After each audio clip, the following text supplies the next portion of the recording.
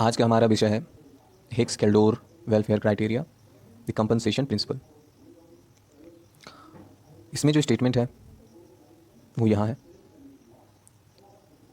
Statement में ये कहते हैं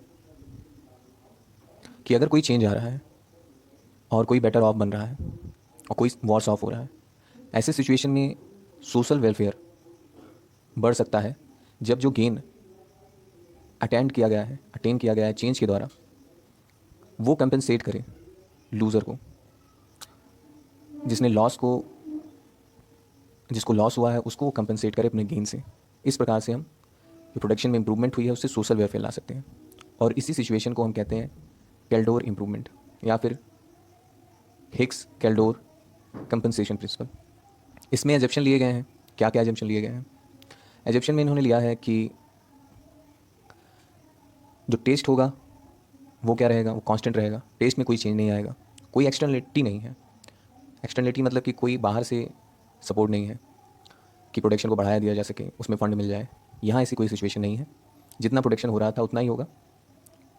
इंक्रीज जो आएगा वो प्रोडक्शन को री एलोकेट करने से आएगा, और जब हम री एलोकेट करेंगे, जब कंपनसेट करेंगे, तो क्या होगा, कंपनसेट करने के बाद हमको केल्डोर इंप्रूवमेंट मिलेगा। टेस्ट यहाँ पे कांस्टेंट है, टेस्ट भी कांस्टेंट माना है। अभी देखिएगा बाद में जो मॉडल देते हैं इनका यही सब एजेंशन क्या हो जाएगा, इनका विरोध करेगा और इनका क्रिटिसिज्म बन जाएगा। जनरली हर मॉडल में ये होता है, उनके एजेंशन को क्रिटिसाइज़ करना होगा, क्योंकि मॉडल में ये सारी बातें एक प्रकार से झूठी लगने लगती हैं। सेटिस्फैक्शन कहते हैं इंडिपेंडेंट है कंज्यूमर की, वो किसी से प्रभावित नहीं होता है, ना लूजर के प्रोडक्ट से ना गेनर के प्रोडक्ट से। वो खुद डिसाइड करेगा कि मेरा सेटिस्फेक्शन क्या है और मेरी यूटिलिटी क्या है। जो चेंज आ रहा है डिस्ट्रीब्यूशन में, वो किसी प्रकार से क्या सोशल वेलफेयर नहीं ला रहा है, ये भी इन्होंने माना है। मतलब डिस्ट्रीब्यूशन है नहीं चेंज, इन्होंने जो चेंज इन डिस्ट्रीब्यूशन है उसको एक प्रकार से माना नहीं है, और अगर माना है तो कहें उससे सोशल चेंज नहीं आ रहा है। इन्होंने एक दो प्रकार की यूटिलिटी होती है, कार्डिनल होती है, एक ऑर्डिनल होती है। तो इन्होंने ऑर्डिनल यूटिलिटी को माना है, उससे इसको एक्सप्लेन किया है। कार्डिनल होता है प्लस माइनस, ठीक है, प्लस करते चले, चाहे utility of A, utility of B, right. और ऑर्डिनल में होता है कि यूटिलिटी ऑफ ए जो है वो ग्रेटर है यूटिलिटी ऑफ बी से, बी लेस देन है, ग्रेटर देन है ए से। तो ये होती है यूटिलिटी, कार्डिनल है इस प्रकार की यूटिलिटी। अब बढ़ते हैं हम आगे और इनके मॉडल को देखते हैं कि मॉडल क्या है। तो यहाँ पे फिगर आप देख रहे होंगे, ये दोनों फिगर हैं, दोनों चीज़ एक ही चीज़ दर्शा रही हैं कि क्या है। देखते हैं क्या दर्शा रहे हैं। तो ये यूटिलिटी ऑफ बी को दर्शा रहा है horizontal line, utility of A को दर्शा रहा है, sorry vertical line utility of B को दर्शा रहा है, horizontal line utility of A को दर्शा रहा है। सिमिलरली यहाँ पे भी वही सिचुएशन है। अब होता क्या है कि इनिशियल सिचुएशन जो है प्रोडक्शन की यहाँ पे है, क्यू पे है, ये इनिशियल स्टेज है। अब यहाँ पे इंप्रूवमेंट होता है क्यू से आर, क्यू से आर इंप्रूवमेंट हुआ है, क्यू से आर इंप्रूवमेंट हुआ है, मतलब इसका क्या हुआ है, यूटिलिटी ऑफ बी इंक्रीज हुई है। आप देखिए इतना इंक्रीज हो गया है, ये जो पोर्शन है यूटिलिटी ऑफ ए का इंक्रीज हुआ है, क्योंकि इंक्रीज हुआ यहाँ पे इंप्रूवमेंट हुआ क्यू से लेके आर तक।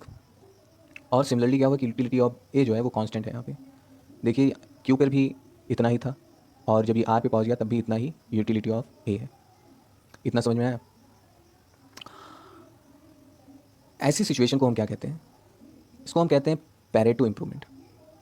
यहाँ आप देखेंगे कि हम किसी को बर्बाद भी नहीं कर रहे हैं और प्रोडक्शन भी हमारा बढ़ रहा है, तो ये पैरेटो इंप्रूवमेंट कहती है। पैरेटो इंप्रूवमेंट यही है कि आप किसी को वर्स ऑफ ना करके बेटर ऑफ हो जाए, तो वैसी सिचुएशन में पैरेटो इंप्रूवमेंट होता है। तो यहाँ पे भी हम वही सिचुएशन देख रहे हैं कि यूटिलिटी ऑफ बी बढ़ रहा है पर यूटिलिटी ऑफ बी ए घट नहीं रहा है। ये जो लाइन आप देख रहे हैं ये यूटिलिटी पॉसिबिलिटी फ्रंटियर है। जैसे आप PPF देखते हैं, प्रोडक्शन पॉसिबिलिटी फ्रंटियर, उसी प्रकार से यूटिलिटी को दर्शा रहा है कि यूटिलिटी कितना होगा। अगर मान लीजिए कि इंप्रूवमेंट यहाँ से यहाँ तक हो जाता है, क्यू से लेकर टी तक, अब ये क्या होगा, ये हमने पढ़ा था, ये जो अभी हमने देखा ये था पेरेटो इंप्रूवमेंट, राइट। अब जो मैं इसकी बात कर रहा हूँ क्यू से टी तक, ये है केल्डोर इंप्रूवमेंट। कैसे है उसे देखते हैं। ये जो टी पॉइंट है इससे क्या हुआ है कि यूटिलिटी ऑफ बी बढ़ी है, साथ ही साथ आप देखेंगे कि यूटिलिटी ऑफ ए घट गई है। यूटिलिटी ऑफ ए इतनी घट गई है, पहले इतनी थी अब इतनी ही रह गई है। ये क्या है, यूटिलिटी ऑफ ए, ये घट गया है। पर केल्डोर क्या कहते हैं कि जब विनर जब जीतेगा तो कंपनसेट करेगा ए को, तो यहाँ पे वो कंपनसेट करके आर पे आ सकते हैं, और यहाँ पे आने के बाद भी वो क्या रहेंगे, वो बेटर ऑफ सिचुएशन में रहेंगे। जो हमने देखा था कि वो कंपनसेट तो करे लूज़र को पर वो बेटर ऑफ सिचुएशन में रहे। तो यहाँ पे हम पहले ही देख चुके हैं कि बेटर ऑफ सिचुएशन है। यहाँ पे भी यू भी क्या इंक्रीज हो रहा है क्यू से अगर देखें इनिशियल स्टेज से, और जो ए है यूटिलिटी ऑफ ए है वो भी कांस्टेंट है। तो जहाँ पे ऐसी सिचुएशन आए जब कैल्डोर यानी कि जो कंज्यूमर है जो कि विनर है वो कंपनसेट करे लूज़र को और उस सिचुएशन में भी वो बेटर ऑफ रहे, तब ऐसी सिचुएशन में जो पॉइंट रहेगा उसको क्या कहेंगे, कैल्डोर इंप्रूवमेंट ओवर क्यू, राइट। और ये जो पहली सिचुएशन थी वो क्या थी, ये थी पेरेटो इंप्रूवमेंट। इसको दूसरी तरीके से भी दर्शाया जा सकता है। कैसे दर्शाया जा सकता है उसे यहाँ आप देख सकते हैं। ये दोनों यूटिलिटी पॉसिबिलिटी फ्रंटियर है, एक ऊंची है एक नीचे है, एक हायर सेटिस्फैक्शन पे एक लोअर सेटिस्फैक्शन पे है। और यहाँ पे जब इंप्रूवमेंट आएगी, मान लीजिए क्यू से आर तक आई या क्यू से एस तक आई, तो ये पूरा एरिया क्या हो जाएगा, या कहें इसके क्या कहेंगे, अगर आप इनिशियली यहाँ पे थे और फिर यहाँ चले आए तो इसे भी कैल्डोर इंप्रूवमेंट कहेंगे, क्योंकि यहाँ पे आप कंपनसेट कर सकते हैं जो भी लूज़ करेगा, इसे भी कैल्डोर इंप्रूवमेंट कहा गया। अगर आप एक लोअर स्टेटा से हायर स्टेटा पे जा रहे हैं तो कैल्डोर इंप्रूवमेंट है, आप बेटर ऑफ हो रहे हैं और दूसरे को भी मौका दे सकते हैं।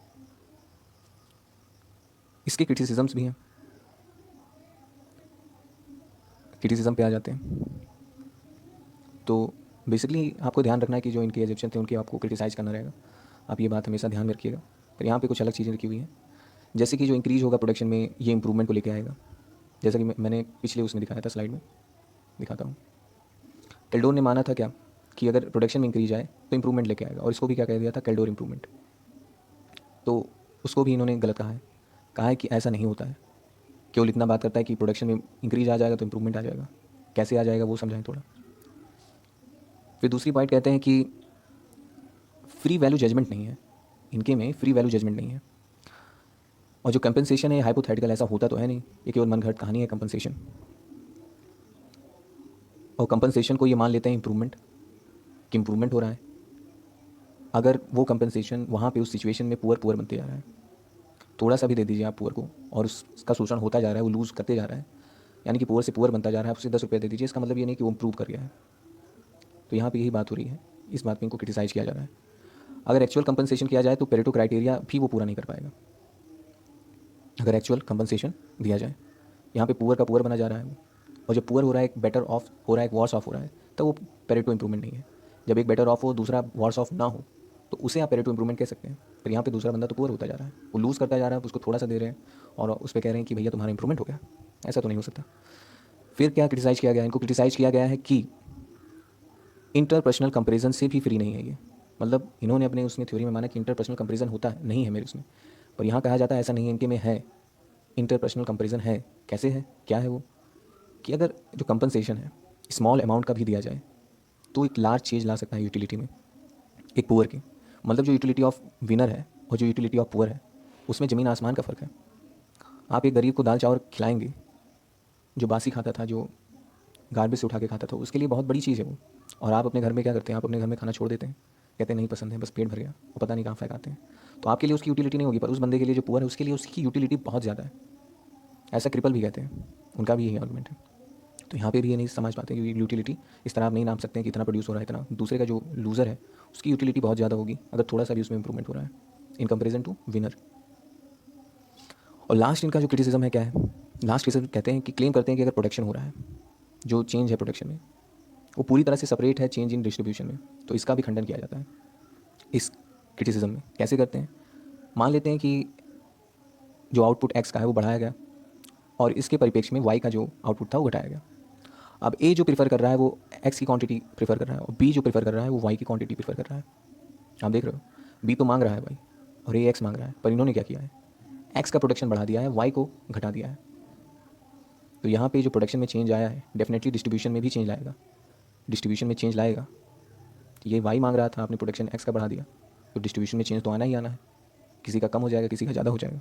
तो इस प्रकार से आप कह सकते हो कि प्रोडक्शन और डिस्ट्रीब्यूशन लिंक्ड होते हैं, और ये आपको सिंपल माइक्रो इकोनॉमिक्स में पढ़ाया जाता है। ये सारी थ्योरी पहले बताया जाएगा, कंजप्शन थ्योरी, फिर प्रोडक्शन थ्योरी, फिर मार्केट थ्योरी, फिर डिस्ट्रीब्यूशन थ्योरी, ये चारों चीज़ इंटरलिंक्ड है, और ये कहते हैं लिंक्ड ही नहीं है। तो ऐसे आप आर्गुमेंट कर सकते हो, इनका खंडन कर सकते हो। यहाँ पे हमारा हिक्स, कैल्डोर और इनका कंपनसेशन जो प्रिंसिपल है ये समाप्त होता है। आगे हम पढ़ेंगे सिटोस्की पैराडॉक्स के बारे में। किसी को सही प्रोनाउंसिएशन पता हो तो बताएं। सिटोस्की पैराडॉक्स ही मैं कहता हूँ, इसके बाद डबल क्राइटेरिया, उसके बाद इनकी क्रिटिसिज्म, राइट।